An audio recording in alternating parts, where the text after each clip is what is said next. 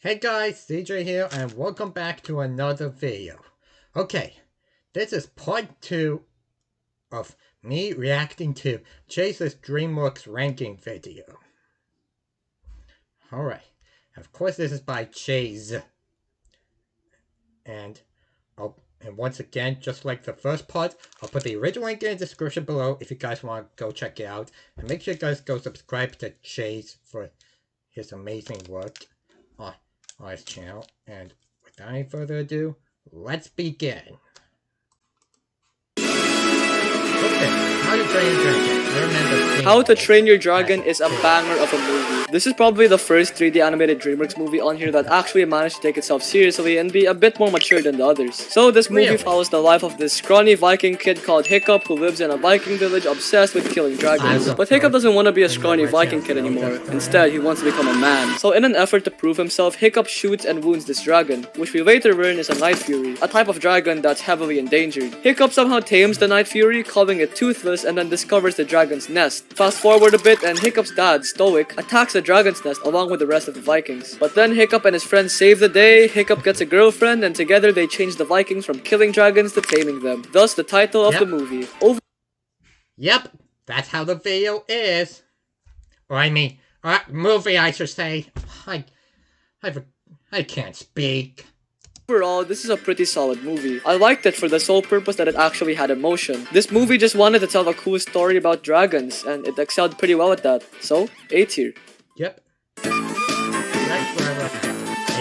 Shrek 4 was pleasantly good. It's definitely a lot better than Shrek 3 in terms of writing alone. And also this movie had way bigger stakes than any Shrek movie had for that matter. So this movie starts right after Shrek 3, showing us that Shrek's life had only become harder after he had kids. The movie starts right after Shrek 3, showing us that Shrek's life had only become harder after he had kids. He then makes a deal with Rumpelstiltskin to have a day in his old life back before he was married in exchange for a day of his life. But then, plot twist, Rumpelstiltskin takes out the day he was born, which meant that if he didn't reverse the effects of the deal, he would be stuck in an alternate timeline. And in this alternate timeline, Fiona never got saved and in turn became a leader of a fierce ogre society. Donkey and Shrek never met. Rumpelstiltskin is rich and rules far, far away, which became an apocalyptic wasteland, and Puss in Boots died. Nah, I'm just kidding, he became obese. Shrek then finds out that the only way to revert the timeline is to get a true love's kiss. So then Shrek locates Fiona and then kisses her, which doesn't do anything because in this timeline, Fiona doesn't know Shrek, which results in her not being his true love. The Ogre Society then overthrow Rumpelstiltskin, with Shrek and Fiona falling in love in the process. They then kiss, the timeline reverts back to normal, and Shrek realizes that he was pretty content with his life after all. What a great ending! I actually really like the message the movie was going for. That being to just not take your life for granted. And as a whole, this movie just showed how much Shrek had developed throughout the past movies, aside from Shrek 3 of course. So, A tier. Megamind is a wonderful movie that completely subverted my expectations the first time I watched it. Something about this— That's where they got the stupid Sniboy and Titan glow up meme, which I used to like, but now I hate it. This movie and its message just felt so genuine whilst being such a great movie to watch. So Megamind is told through the perspective of, well, Megamind, who's meant to portray your standard superhero arch nemesis. There's also, of course, the main hero, named Metro Man. And yep, that's 2 for 2 for Markiplier. So Megamind pretty much devotes his entire life to trying to kill Metro Man, along with his minion called Minion. And once he eventually does succeed in killing Metro Man, he realizes that without him, his life just becomes a meaningless void. So then he starts a romantic relationship with a woman called Roxanne while disguised as a human. And Roxanne gives Megamind the idea of just simply creating his own superhero to fill the void in his life. But for some reason, Megamind chooses the worst possible candidate to become a superhero, that of course being Jonah Hill from Superbad, who turns out to be a huge incel with no bitches. And despite Jonah Hill becoming a Chad superhero, we quickly learn that he uses it for his own selfish gain, trying to steal Roxanne from Megamind after she finds out that he isn't really human after all. Jonah Hill then goes completely 180 and becomes a powerful supervillain, urging Megamind and Roxanne to find a way to stop him. They eventually find Markiplier, I mean Metro Man, still alive, and we learn that he just simply faked his death because he got bored of being a superhero. So then Megamind decides to do an epic troll on Jonah Hill, pretending to be Metro Man. It doesn't work, and then Megamind just sucks out his powers to end. All in all, this was an amazing movie. It somehow managed to be ironic while conveying a genuine message. That message being that even if you have superpowers, the only thing truly holding you back is yourself. The duality of man, if you will. This movie also sort of had that similar effect as Shrek, whereas instead of a typical superhero or fairy tale story, it completely warps everything and does the opposite of what you'd expect. S tier. Okay, let's check developer. Oh, Kung Fu Panda 2. Kung Fu Panda I 2 haven't had seen no this. reason to go this hard. I mean, you know the movie is gonna be I good haven't when you seen learn this that the yet. main villain called Shen's whole motive was just to become as strong as possible, and in turn apparently massacred several hundred pandas in a sort of panda holocaust genocide. This guy is literally Hitler. Like, he is no joke 100% Hitler. Po was fighting Hitler. Anyway, so Po was destined to pretty much be the one to stop Shen, but then we find out Po's tragic backstory, that being that he was abandoned as a baby as a result of the Great Panda Genocide, with his mother presumably being killed off by Shen. The scene where Po learned all of this in a flashback was so genuinely well done, with it actually being emotional and serious, you know, unlike some other scenes in some other movies. So then Po uses his inner peace to learn how to accept that time can heal all wounds and beats up Shen. Shen then gets crushed by a boat and dies, and the end. Yeah, this was a pretty great movie all around. I really liked how they made the main villain in this movie have a deep and personal connection to Po, and also the fact that this peacock was just such a menacing and powerful villain. This guy is probably the second evilest DreamWorks character. Anyways, yeah, Kung Fu Panda 2 was pretty great. A tier. Oh, Puss in Boots, the Shrek spin-off. Puss in Boots was not very good. I mean, as a generic spin-off movie to the Shrek franchise, I think it did its part. But the fact of the matter is, this movie was just average and didn't really try at all. Which I find funny considering how the sequel to this is the complete opposite, but we'll get back to that. So, plot. Puss in Boots tries to steal these magic beans from Jack and Jill, who in this movie are an outright savage murderous couple. He runs into another cat called Kitty Softpaws, who convince him to joining her and Humpty Dumpty in trying to steal the beans back. We then get this really long flashback that shows us the history between Puss and Humpty, showing us that they were once very close friends until one night where Humpty decides to rob a bank, framing Puss in the process. The scene with Puss's backstory was probably the best part from this entire movie. This scene actually had depth and was shocking, even though I did literally just watch a talking Spanish cat get betrayed by an egg. Puss, Kitty, and Humpty eventually reach the beanstalk and find the golden goose who lays golden eggs. They then steal the golden goose and then proceed to betray Puss for a second time, revealing Humpty as a twist villain. Puss gets thrown in prison and then gets rescued by Kitty, and then we learn of Humpty's true intentions, which was to use the golden goose as bait for a giant goose to destroy the town. In the end, Humpty has a change of heart and decides to sacrifice himself to save Puss in the town. Overall, I thought that Puss in Boots was just sort of a mediocre movie. The only thing I actually sort of liked from the story was Puss and Humpty's whole arc thingy. The rest was just kind of forgettable and not even worth mentioning. B tier. I've seen this. Madagascar 3 was an amazing and phenomenal movie. At least for the first 20 minutes, and then the rest of it was just generic and boring. I cannot stress enough how great the opening... You know, I've actually heard that they're making a sequel to Madagascar. A fourth Madagascar movie.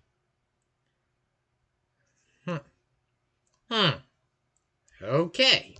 scene of this movie was, hey man, love or hate DreamWorks, you gotta agree that they've made some of the best intro scenes to animated movies. So this movie opens to an insane action scene of the gang going on a casino heist to get the penguins back from abandoning them after the first movie. This obviously goes wrong, and so we get this intense chase scene between the penguins and this French animal control officer named Dubois, who's also the main villain of the movie. I find it really funny how they made Dubois extremely OP for no reason in this movie. She literally has the ability to walk through walls like it's nothing. I'm the juggernaut, bitch! Anyway, so after this chase scene, the rest of the movie follows the gang joining the circus to evade the feds. But then we get one of those cliche movie moments where the circus people find out that the Madagascar gang lied to them and that they weren't actually from the circus. In the end, all is forgiven, the gang joins the circus permanently, and Dubois gets shipped to Madagascar. Honestly, as a third movie, it wasn't as good as I initially hoped. But there's still a lot to like about the story, like this tiger guy who has PTSD from one of his stunts gone wrong. Also voiced by Bryan Cranston of all people. Say my name. Also, whilst watching this movie, one of my friends pointed out that the character designs look like they were made by Illumination. And honestly, I can't unsee this. Yeah, DreamWorks were basically just ripping them off, which sucks because Illumination's character design is dog poop. Look at the humans in Madagascar 2 compared to 3. Why couldn't they just stick to this design? Other than that, this movie was kinda okay. A tier. I've seen this. I've seen this before as well. And I believe that's the last DreamWorks movie to be distributed by Paramount Pictures before Fox bought it. Before Fox bought DreamWorks in 2013 when they made The Cruise. Man, I really wanted to like Rise of the Guardians, but just something about this movie, it's just not for me, I'm sorry. The story is pretty much about these guardians based off of imaginary holiday-like creatures. You got Russian Santa Claus, Australian Easter Bunny... Russian Santa Claus? whatever the hell this is. And their whole gimmick was basically that they only exist if the children around the world believed in them. This movie was literally Inside Out before it. Hey, I still believe in Santa. Yeah, maybe I shouldn't say that. Let's keep going. Inside Out was made. The Guardians then have to face off against the Boogeyman, whose whole motive was just to be remembered again and instill fear among the children. And then the Guardians make the children believe in them again, thus defeating the Boogeyman and saving the world. The entire premise of the movie was sort of promising to begin with, but none of this really clicked with me, and in my opinion, the whole story was kinda tedious. Some of the characters were kinda cool, aside from the Boogeyman, who's probably the most forgettable villain in DreamWorks history. And the concept of the movie was definitely something interesting, but this movie just sort of took itself too seriously in my opinion. I mean, who the hell directed this? Zack Snyder? B tier. Okay. Here it is. The first DreamWorks movie to be made by 20th Century Studios. Before Disney bought Fox. Okay, you guys are probably going to hate me for this, but I thought Croods was great. For the most part. I mean, this is literally just a simple copy and paste adventure movie that just happens to be about kids. I actually remember seeing this before when I was a kid. And in 6th grade. Cavemen. But weirdly enough, I actually had a good time watching this movie. Probably because halfway through I just turned my brain off and switched into caveman mode. So this movie is about a cave girl called Eve who meets a cave boy called Guy. And Guy joins Eve's family as the world around them literally just starts collapsing due to an apocalypse. So then they evacuate and go on a quest to try and find tomorrow, which I think is supposed to act as both a metaphorical and a literal location. The rest of the adventure is just filled with your typical haha funny caveman moments. Look at the funny caveman discovering fire, isn't that hilarious? Please laugh. The caveman dad then saves the family from the apocalypse, discovers tomorrow, or so I think that's tomorrow, and that's it. Overall, definitely not the best movie, although the graphics did look pretty cool. These backgrounds look like they were from some Nintendo game, which I thought looked nice. Final verdict, if you're gonna watch this made from some Nintendo game. this movie, just remember to turn your brain off. B tier. Oh, perfect. I remember seeing this. Speed. I think it's before I was a kid. Speed. Oh wait, wrong movie. Turbo is a terrible Wrong movie. And this sucks because this movie wasn't even bad and entertaining at the same time. It was just bad. For some reason, this movie had an extremely stacked cast, including Ryan Reynolds, Samuel L. Jackson, and Snoop Dogg of all people. This motherfucker don't miss. Anyways, so Turbo is about the snail who dreams of racing in the Indy 500 and meeting his idol, Guy Gagne. One day he gets sucked into a car engine or something and absorbs speed powers. So then he joins these other snail racers and together they raise money to compete in the Indy 500. Turbo, against all odds, actually gets in the Indy 500, and this is when we learn that Guy Gagne is literally the twist villain, threatening Turbo to back out, revealing his true colors. But then after a massive crash, Turbo wins despite Gagne literally attempting to kill him in the end. Wow, what an insane ass movie. The whole premise of a snail competing in a major tournament is something I never thought I would see, and judging by this movie, it probably should have stayed that way. I mean, if I wanted to watch a movie about some animal who wanted to accomplish something he was passionate about despite the hardship of, well, being an animal, I would just watch Ratatouille. I have no idea what the writers were doing in their room when they wrote this, but I could definitely tell that drugs were one of them. D tier. Oh, Mr. Peabody Sherman. Thank the Lord for this movie. Mr. Peabody and Sherman is probably the only DreamWorks movie on this list next to Shrek that can tell a joke and make me go, hey, wait a second, this movie's for kids, right? It's a booby trap. What's so funny? You said booby. Whoa, pause on that. Maybe not. Maybe not that funny. So, the plot of this movie is about this genius anthropomorphic dog named Peabody who decides to adopt a kid called Sherman. And because of his high intelligence, builds a literal time machine, using it to teach Sherman about history, which I thought was probably the best part about this movie. I just adored how the movie constantly switches between different points across history, showing us several eras in the past. It was pretty cool. So anyways, Sherman goes to school and immediately gets bullied by this girl called Penny, calling him a dog, which results in child... Hey, I actually didn't get bullied in school.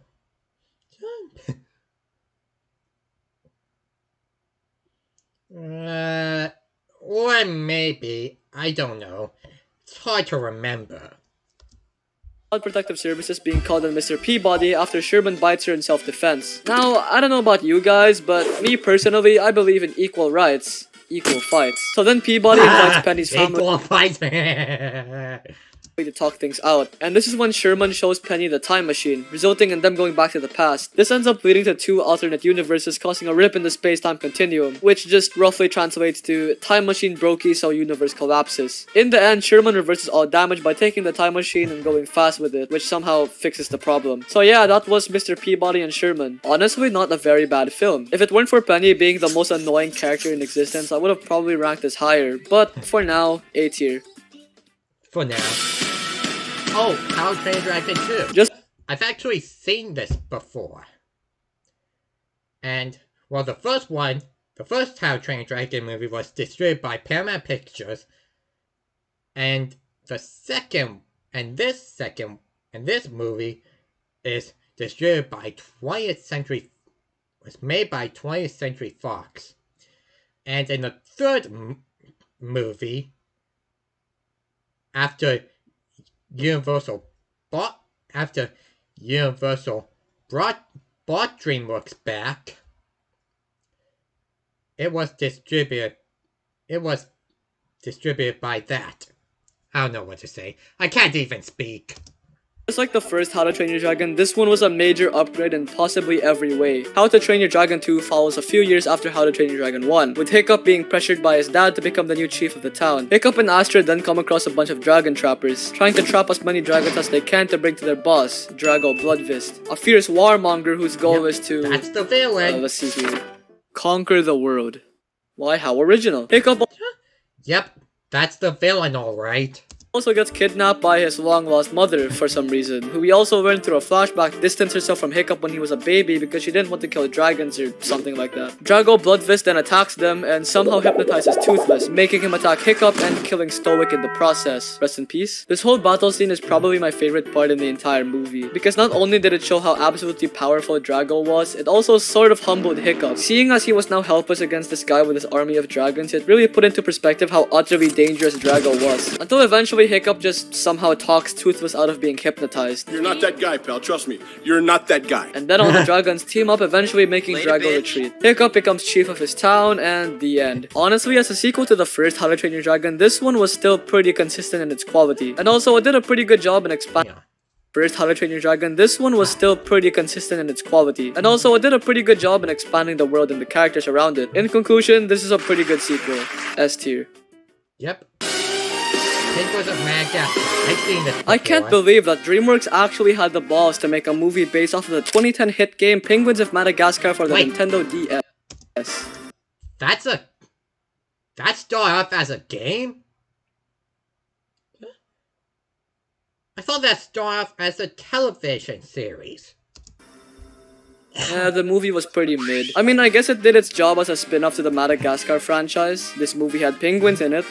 What more could you have wanted? So, the plot of the movie goes like this. The penguins of Madagascar get kidnapped by this menacing octopus guy named Dave, whose whole motive was to basically just turn penguins into mutated monsters. The penguins then run into this elite gang of animal spies called the North Wind. However, the penguins just kinda treat them as a joke and refuse help from them, trying to catch Dave themselves, which ultimately backfires as Private gets captured by him. Oh yeah, I forgot to mention, a lot of this movie is revolved around Private's arc in becoming a valued member of the Penguins of Madagascar team. Private eventually redeems himself, saving all the penguins in the final battle against Dave, but honestly I couldn't really take his arc very seriously. I mean, this is the Penguins of Madagascar we're watching, for God's sake. Anyways, they then defeat Dave the octopus and we get a happy ending. Overall, was it a good spin-off? Yes. Was it a good movie?